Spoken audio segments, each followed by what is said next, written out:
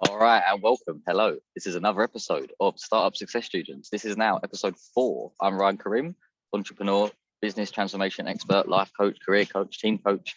You name it, I can help you if it's to do with transformation and coaching. Big businesses, small businesses, personal visions and progress towards them.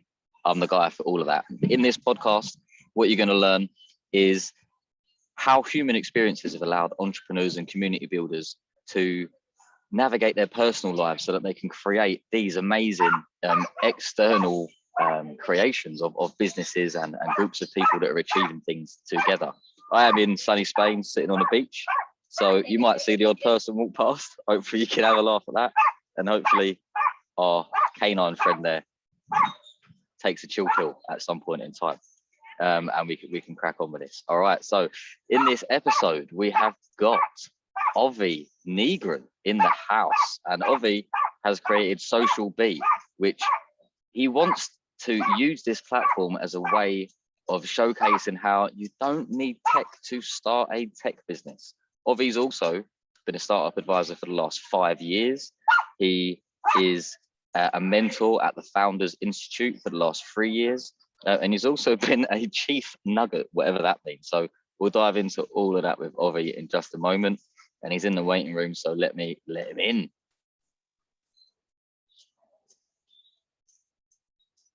Yes, Obi, how are you doing, my friend?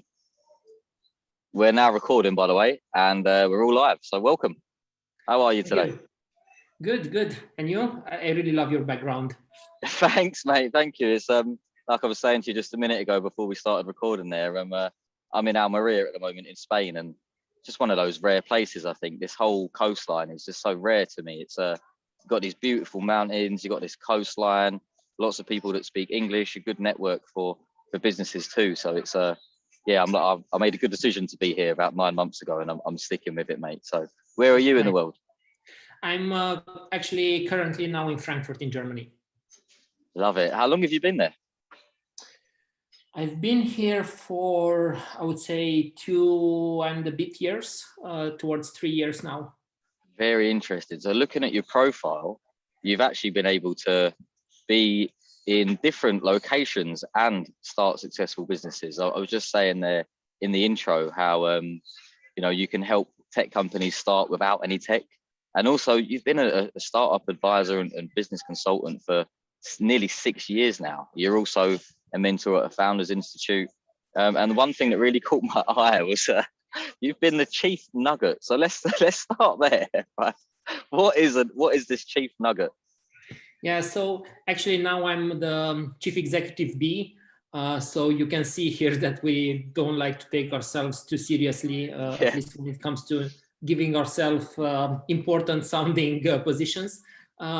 But yeah, Nugget was my previous startup, which was an app that brought quotes from business and personal development books. And Chief Nugget seemed like a fun way to say that I was the CEO of a very small startup, which then actually morphed into SocialBee. All right, cool. All right, so tell us about SocialBee. How do you start a technology business without any tech? You know, who's your audience? How do you help them? Tell us. Give us it all up front. Yeah, so SocialBee is a social media management platform that helps you schedule your content across all of your social posts. It helps you categorize your content and recycle it in such a way that you save a lot of time while scheduling your content on social media. And besides the platform that you can use on your own, we also have a suite of concierge marketing services that sit on top of our platform, where a team of actual human beings, even though we call them bees, but they're actual human beings. They are helping our customers to create social media posts or articles or help them with ads and so on. And actually, as I briefly mentioned earlier, we started SocialBee while we were working on Nugget, where with Nugget, we were producing a lot of content that was evergreen that we wanted to share on social media. And we found out a way to grow our audience for that project by using social media. The problem with that project was that it was a vitamin, not a painkiller type of a solution. So it was quite hard to monetize. But in working on Nugget, we found out the social media techniques, and we started to build some internal both tools, but also processes to run our social media. And this is actually how SocialBee was born. And version 1, coming back to how can you start a technology platform without developing, version 1 was actually a duct tape hacked together solution of Google Sheets and Zapier integrations and posting through Buffer and all sorts of things, and even some manual work in the beginning in there. But because we saw that we managed to get the first customers with such a rudimentary solution, we thought, okay, we must have something here that our customers or our target audience are willing to pay for. And at that point, we stopped working on Nugget and focused fully on SocialBee. And since then, we built all of these outside solutions directly into our platform. So we made it much more powerful and with a good UI and so on. But yes, version 1 was really a hacked together solution of all sorts of existing platforms out there. Definitely, that's a great way to start, right? What capability is already out there that you can kind of piggyback, you can piggyback and glue together a new unique solution. So absolutely. I mean, it's also such a key part of startups, isn't it? That you start 1 foot at a time and you can continue to learn as you go, very, very, very important. But from that, I could sense your passion, your enthusiasm for what you're doing. I can tell you've gone through the hard times of personal understanding to try and unlock these creative ideas. So you've obviously thought about success and you're obviously galvanized by your own version of what success is to you. So I'm just interested in, why is successful? Why is success? Why is being successful? Why is that important to Obi? Yeah, that's a good question. I think I'm also driven internally by trying to always come up with ideas and solutions. I'm really an idea person as well, but trying to do that in such a way that it helps others as well. So in our case, we really cater to the small and maybe let's say also medium-sized businesses. And this is both our bread and butter, but also the type of businesses that we like and we like to support. And we actually like to help them. We know how hard it is to start a business nowadays. Or probably it was always hard to start a business. But we want to then be able to give them tools which are both affordable and even augment them in a way as much as possible. And we've been trying to do this both with our platform, where basically the whole premise behind SocialBee, especially how we started 5 years ago, was that you can also recycle your evergreen content, meaning that you create some content once, but then you can share it multiple times. So you get your time back to work on your business, but then also helping even solopreneurs to have almost a team that they can work with in the form of these concierge services, because I really believe that in the future, more and more people will become entrepreneurs, but like this type of solopreneurs where maybe you have a passion that you're turning into a side business or maybe even a full business. And for you to be able to do that, you need tools and you need a support system to help with everything around your business, which is not the core part that only you can do. Absolutely. And I'll be perfectly honest with you, it's a good time for this conversation because I'm going through that same thinking for a new program that I'm looking to start, which is it's more personal development. It's all about helping people think forward, learn how to invest in the right way in their success. And I don't mean financially, but I mean time, effort, energy, strategy, right? How do you actually get what you want? Knowing what you want is the hard bit. Getting what you want is just as hard, right? And then staying consistent with being true to yourself as you're navigating towards these new things is also a tough process. And it's something that we've been able to help people with in big organizations and small organizations. I've also helped, normal people that aren't professionals. And I've also helped young people do exactly that. What do you want? How can you get it? How can you stay consistent with it? How can you stay consistent to yourself, consistently true to yourself? So maybe we should have a conversation after this, actually, where I can peck your head a little bit more about SocialBee in the context of what I do. So maybe I'll get onto you after via LinkedIn, if that's okay with you. Sure. Cool. All right. So yeah, where did it all begin for you then, mate? So I can see in your profile there, you started off it looks like anyway that your first very impressive turn of events was setting up a new division in Romania for an organization. And then from there, it sounds like you've got more into the startup consultancy world, starting your own startups, and SocialBees happen. So let's go way back to the beginning, whether it is that first experience of starting a new business up in a new country, or maybe before. Where did your entrepreneurial journey begin? When did Ovi first say, I want to be independent and stand on my own 2 feet and not have to just take a salary from someone? Yeah, I think if I would go back, I would go back in the summer break between the 11th and 12th grade, where it so happened that during one exact week, one of my colleagues, his dad had a factory producing chairs and things like that, and a few of the colleagues from my school, we went there to work basically during the summer vacation to earn some money on the side.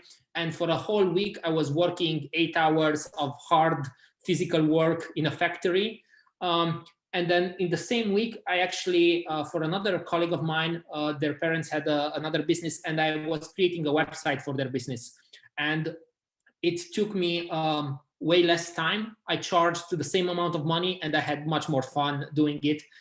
So I knew that, okay, maybe the hard work, the physical work is not the route for me. And then I started working and creating websites for various companies. And this was like throughout my last year of high school, and then throughout university as well. And I had multiple attempts, or a few attempts at creating products, but I never was able to create one which sustained myself or that took off properly. So also because I wanted to be financially independent, I then moved into the cushion position of a software development job, which in my case, I think it was a good thing, because it allowed me to learn a lot of things on somebody else's time and money. It allowed me to hone in my skills, both the technical skills, because at the background I am a software developer, even though I haven't written a line of code for quite a few years now. But both the technical skills and the people skills, the management skills, and so on, which led me indeed to later on start a subsidiary for a Belgian software company, to start the subsidiary in Romania. But then eventually my entrepreneurship itch, I think, got a hold of me again. And I was at a point in time when I had some money saved from the various jobs I had before, and I was ready to start something entrepreneurial again. And this is when basically I quit that job, which was quite a good job, but I quit it to start Nugget, which Nugget didn't end up to be a big success, but it morphed into SocialBee. And this is the startup that basically I'm working on for 5 years. We still have a long road ahead of us, but it's a road that I enjoy quite a lot. Yeah, man, I went through something very similar to yourself, actually, starting little ideas, getting some feedback, seeing if they would work. But predominantly it came from that same place of just being frustrated with the opportunities that were out there. I remember I was working at a chip shop for £2.80 an hour when I was like 15. Yeah, I did that for a year. It's very hard work, it's very little money. You're young, there's not a lot of opportunity, there's not even the access to opportunity there, right? So I got up to no good for a little while. There's some colourful stories there. And then I got myself out of that, and I went to university, and then I started and sold a business at uni. That was actually very successful. And that gave me enough money to take myself and a good friend of mine traveling for a little while. I came back, and I knew I had a big skills gap in being able to go and help the world in a way that I would like to. So I took a grad position, fast-tracked executive leadership, and I learned some amazing things there, man. Similar to what you must have learned with your, in the corporates that you've worked for as a software engineer. I've worked with many software engineers in over my last 6 years as well, and they're amazing people, man. I think to have the ability to write code, complex code, even if it's just on one stack, not even full stack, even just on one stack, that is very, very complicated. To be able to articulate that and talk about that and solutionize and look at the problems with a team of people, you need a balance of two very different brains, that need to work harmoniously together. So I love talking with software engineers and working with them too. So yeah, man, it's for me, hearing that you're a software engineer and then seeing how you've navigated and progressed doesn't surprise me at all. You seem to have that really good balance of both. And again, you've nurtured yourself in the right way. as you've gone through there. So that's cool. So for SocialBee, where do you see yourself being by the end of this year? One thing that we try to do with SocialBee, I mean, I would always want us to be further than we are ahead. But what's important for me at the end of the day is for us to be 1% better each day. And of course, 1% is putting a number or something which is harder to put an actual number on, but it's more about always striving to be better and to keep improving and to be further along each day or week or month and so on. And sometimes it works better than other times. But at the end of the day, what I like is how we progress both from a team point of view. The team is getting more experienced and it's getting better and better. We keep also growing from time to time. The team and also the product and what we're doing on the concierge part, those things keep improving every day. So even though we have a long road ahead of us, I know that we're going in the right direction. Yeah, I love that, man. Now, specifically, what we also want to do is we want to keep growing the suite of solutions, basically, that we can offer to our customers, because we know that social media is, especially nowadays, is necessary but not sufficient. Most businesses need a big mix of multiple marketing channels, and they need also help with maybe training sometimes, or guiding them in the right direction, or helping them choose the right tools and so on. So we want to keep expanding our portfolio, where now basically we have the SocialBee publishing platform and we have the concierge services. We're now working also on a couple of other products. One will be under the SocialBee brand, and one it will be under a totally new brand. And it's some investment that we're doing in the long term, because we think that the marketplace needs this, and also our customers will be happy to use these new solutions.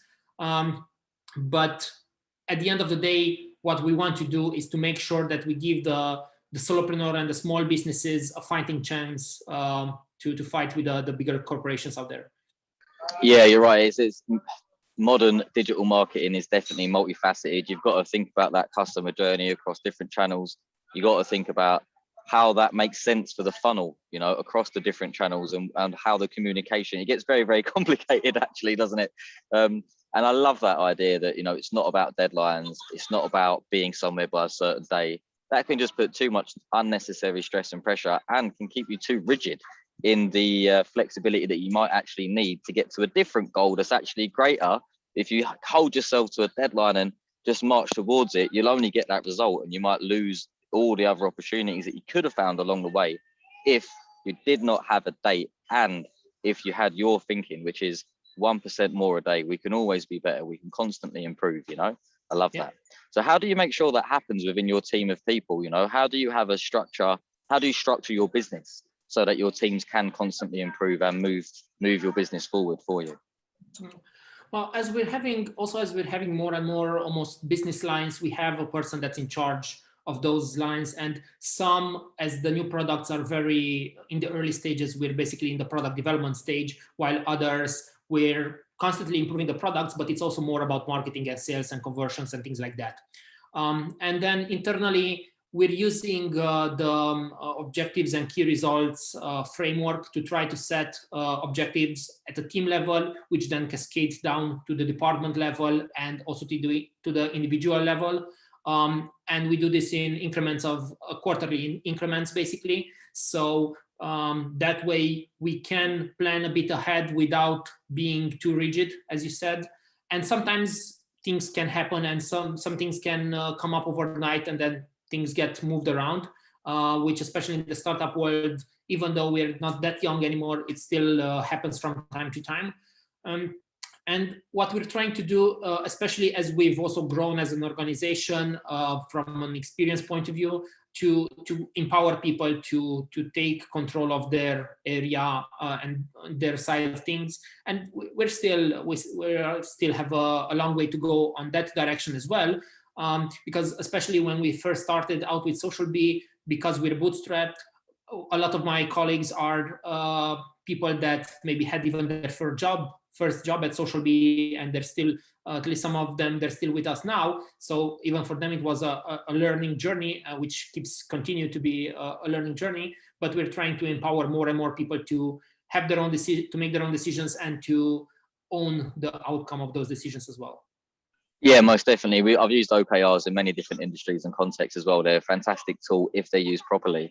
And they can also be used as a vehicle of empowerment, right? It's like, if at the highest level, if you're the owner of your business and it's solely you, let's say that just you set the objective, that next level down, there should be a workshop, some session there where that next level down get to design the key results for that objective. And obviously those key results become the objectives of the next level down, if there is one, and vice versa. And what I love about it is that it just keeps it so simple, man.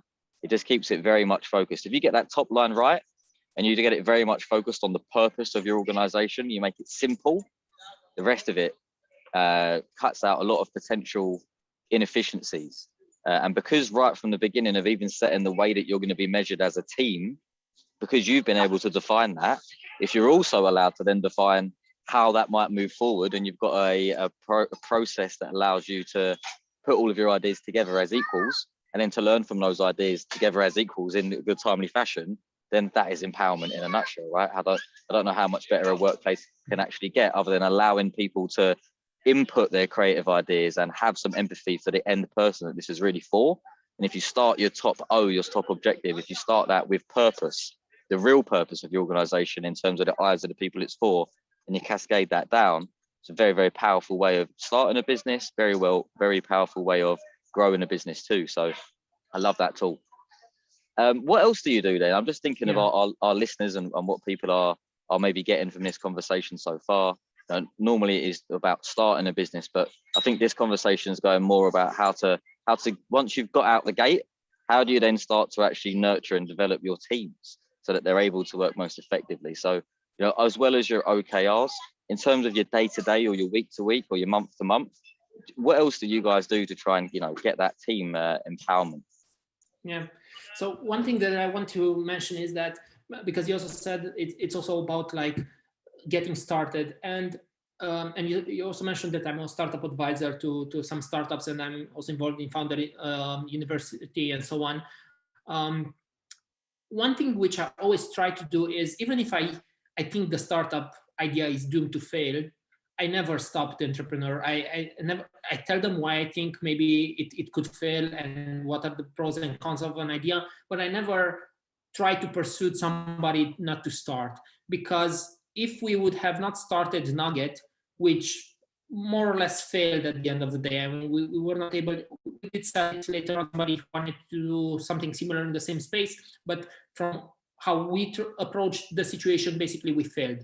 But if we would have not been able to, if we would have not started that failing idea, we would have not gotten to SocialBee later on. So it's much more important to start your path and your journey. And I think none of the big startups that we know of nowadays are the same as the founder envisioned them when they first started out. You always have to pivot, you always have to adjust, and so on. And that's why it's important to start, but then to be focused, you have to fall in love with the problem and not with the solution. Because when you first start something, you already envision a possible solution, and maybe you even start working to build it and so on, but you might find out that the marketplace does not believe it's the right solution. But nevertheless, you shouldn't quit, but maybe just try to look at it from a different angle. And that's why it's important to fall in love with the problem and not with the solution. And that's why it's also important to always listen, and really listen deeply to what your customers or prospects are telling you. And this also goes to that famous Henry Ford quote, where he said that if I would have asked my customers what they wanted, they would have said a faster horse, which obviously he did not build. He built the automobile. But at the end of the day,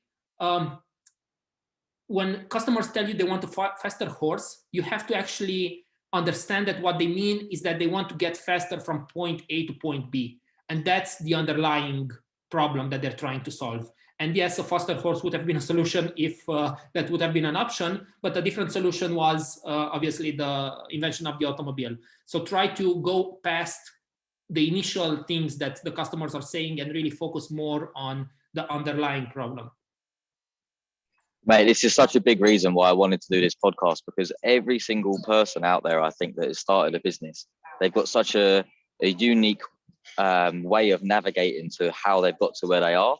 And those gems and those nuggets are so important. And what you've just said there is very familiar to me, extremely familiar to me. In fact, everything we've spoke about so far is very familiar to me, probably because we've got the same kind of tech background. You know, I started working with tech teams right at the beginning of my career. So looking at a problem, not getting obsessed with a solution, and seeing a problem more as an opportunity is often the first way of getting the brain's creativity moving, because problems for some reason just keep you stuck in the mud and you just think, oh shit, we've got a big problem here. As soon as you can start to see the potential opportunities, that also helps you to see that there isn't maybe one solution. Maybe there's a range of different ways that we could get feedback on whether we can improve this problem, you know? And that becomes very powerful then. Like, how can you quickly experiment with these different ideas and gain the feedback that you might need, you know? Or is it solely about intuition? You know, where do you draw the line? You know, how do you make your decisions? Is it all based on data, or is it intuition led? Where do you sit on that? I think it's a mix of both. And I think you need both, because lots of times you will see it in the data that maybe the customers are asking for a specific feature, or they want to improve a specific subset of the features that you have, and so on.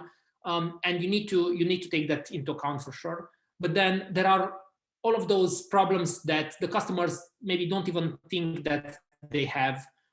It's the same example like with the Henry Ford automobile, or when Steve Jobs and Apple invented the iPhone and the iPad and so on. People didn't even think that that was a problem, and we couldn't imagine our worlds today without having a smartphone in our pockets. So that's why you need to do both. I wouldn't be able to say what the right mix is. I think it also depends on what your intuition is telling you, and what are the exact things, the exact problems that you're trying to solve. But you should always think of, okay, these are some safe bets where we know that the data is telling us we need to do this. But then also, what are those bets which maybe are have a chance to like 10x the results because it wasn't even on somebody else's radar, but it's very valuable to them. Absolutely, man. It's all about empirical thinking, isn't it? You need the data, but you also need the human experience, observation. Both of them need to come together for you to make a great decision, really, a robust decision. So, mate, I love it. Hopefully this so far is very useful for people to try and understand, you know, how do they structure their organization? How do they get their teams of people to be able to solve those problems? How do they start to see those problems more as opportunities and learn from them quickly? You know, hopefully this has been very, very useful for people. But one thing I'm interested in, you know, for yourself, if you don't mind delving into it, is, you know, as business builders, it's quite common for us to push against some internal barriers, right? We start to feel some resistance, maybe some self-doubt, some negativity. How do you push past those moments, or how do you get through? How do you find a way to get back into more hopeful thinking and get back into a land of opportunity? What do you do? So first of all, I think now being working for 5 years on SocialBee, I realized that there are almost, and not entirely, but almost no make or break moments. We had so many times especially in the first years, when we thought, okay, this thing is going to kill us. We rely on APIs from the social networks to be able to post on them. Without them, basically our business is gone. And in the first few years, we had some issues with some of these accesses being removed. And also, when the whole Cambridge Analytica fiasco happened with Facebook, there was a suite of problems for the whole industry. And it was always like, when it first happened, you feel like that big pit in your stomach. You feel like everything is going to end right then. But over and over again, we managed to push through and to solve those issues one way or another. Sometimes creatively, sometimes we just had to wait it out because it was an industry thing. Sometimes we maybe had to pivot in some other ways, but we were able to find solutions. And when I think about this and looking back, and whenever we have a problem, like a key employee leaving or some problem with the software, I always think, yeah, we've been through this in the past. Maybe not this exact scenario, but we've been through similar things in the past. And so far we managed to succeed. So why would I not believe that we will push through this time? And indeed, sometimes it's hard, like especially maybe the numbers are not going up and to the right as fast or as nice as I would like them sometimes. And I do feel maybe upset or I feel down and so on. And I allow myself to feel that way for a bit, and then to gather my strengths and then start the charge again, because we know where we want to go. We know what our mission is, and we know that we are making an impact on more and more customers, and we're helping them on a daily basis. So plus we have also or at least I feel a responsibility towards my colleagues who came to work with us and who want to learn how to be better and want to keep growing themselves as well. So that's I think where I find the strength whenever things are maybe a bit down. Absolutely, yes. It sounds like when you have those moments of feeling a bit down, which is very normal. It's very, very healthy to let yourself go through that. Up until the point in time you decide for you when it's time to definitely cut that off and start thinking again about no, what do I want and why do I want it and how's that going so far? Have I been here before? What did I learn in the past that can help me now? All very good questions, but that self-reflection is so important, isn't it, to get you out of that low energy mode and back into that high energy zone. And maybe just tell us a little bit more about how you go through that process for yourself. If you maybe tell us a time when you last went through that situation, and how long did it take you, and what did you do to get yourself back into where you want to be? Yeah, I think this is also where I'm quite lucky that I have a couple of co-founders, and we have different roles, and each of us is in charge of different things. But it's still important for them to be there. And when sometimes, and this is also part of life, and especially during this last pandemic year, everybody I think is a bit more down than usually, and things are harder for everybody, and it just makes sense for it to be this way. But this is where having the co-founders who can basically, if one of us is down, the other can pick up the speed for everybody and keep the whole team motivated and so on, and to be able to share even the struggles sometimes and come up together with some solution. So this for me has been quite helpful. Plus, in my case, I think it just works where I give myself maybe a few days to feel down and to be in a lower energy type of position, but then I try to get myself back again. And sometimes you need also a bigger break. And especially in these Corona times when almost nobody took a proper holiday or a proper break, you need that time off. You need that time to decompress. And I'm actually happy now that we're also fully vaccinated, so we can start to resume our life properly again, and to travel and to go to nice places, which again gets the energy level going for me at least. Yeah, man, it's so important, isn't it? Have the right people around you, knowing who the right people are. I'm just thinking about our listeners and people that are watching, For you, you've got your co-founders. No doubt you've gone through a process to make sure that they were the right co-founders, and a relationship has bumps in the road like they all do, right? So no doubt you've gone through that experience, and maybe as relationships are, they always change, they always evolve, and we always have our moments. But to have people that are able to catch you and allow you to find that momentum is so important. And yeah, I think that'd be very useful for people. So thank you for sharing that. One thing I wanted to ask you was, let's say that we have business owners watching this. Let's say that we have entrepreneurs watching this, solo entrepreneurs, and the ones that are perfect for SocialBee, the ones that you might be able to really help. And let's say also potentially there's young people that are watching in, or older people that are looking to maybe start a business for the first time, and they're just not sure. They've got all that self-doubt, all that worry, all that concern. They don't have all the pieces of the puzzle yet figured out. And what would be your advice to them? What would be your top tip?